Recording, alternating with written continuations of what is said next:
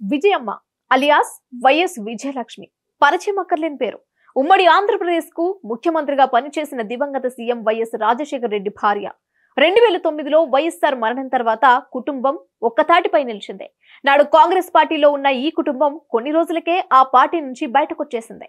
తండ్రి మరణం తట్టుకోలేక చనిపోయిన వారి కుటుంబాలను పరామర్శించేందుకు కాంగ్రెస్ అధిష్టానం అనుమతి ఇవ్వకపోవడం ఒక కారణమైతే, తండ్రి సీఎంగా ఉండి చనిపోయిన నేపథ్యంలో ఆ పదవి కొడుక్కు దక్కలేదన్న ఆవేదన మరోవైపు.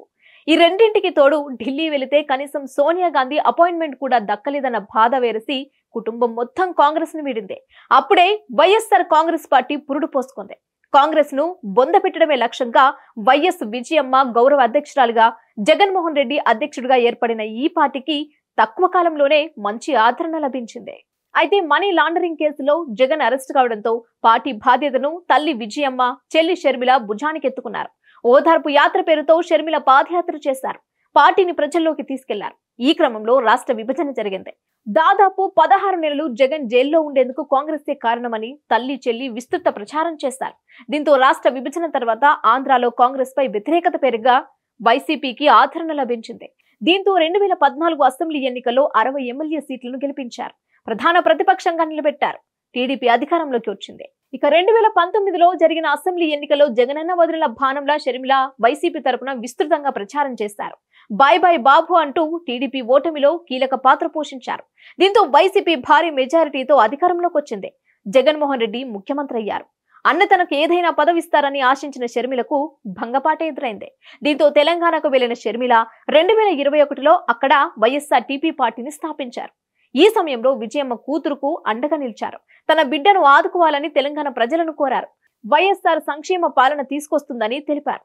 ఏ పార్టీ అయితే తమ కుటుంబం పాలిట శాపం అనుకున్నారో అదే పార్టీలో షర్మిల జనవరి 4న చేరారు. తాను స్థాపించిన వైఎస్ఆర్టీపీని విలీనం చేశారు. జనవరి 16న కాంగ్రెస్ అధిష్టానం ఆమెకు ఏపీ పిసిసి పగ్గాలప్పగించింది.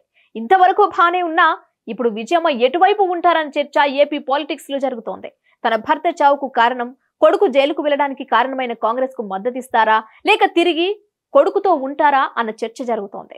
బహిరంగ సభల్లో మీ బిడ్డ అని ప్రసంగించే సీఎం జగన్ సొంత తల్లి విజయమ్మను మాత్రం ఎప్పుడో దూరం చేసుకున్నారు. షర్మిల పార్టీ స్థాపించిన తర్వాత విజయమ్మ వైసీపీ గౌరవ అధ్యక్షురాలి పదవికి రాజీనామా చేశారు. కూతురుతో కలిసి తెలంగాణలో ప్రచారం చేశారు. మళ్లీ షర్మిల ఏపీకి వచ్చారు.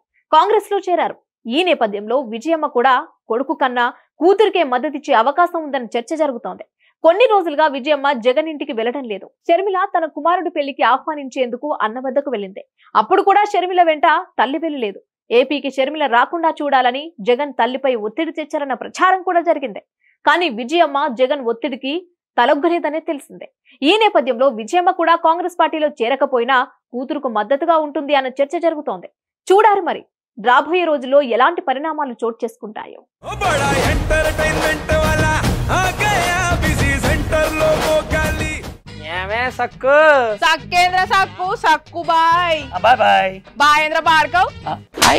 గిరాకొచ్చే టైం ఏంది? కస్టమర్లు వస్తున్నారు.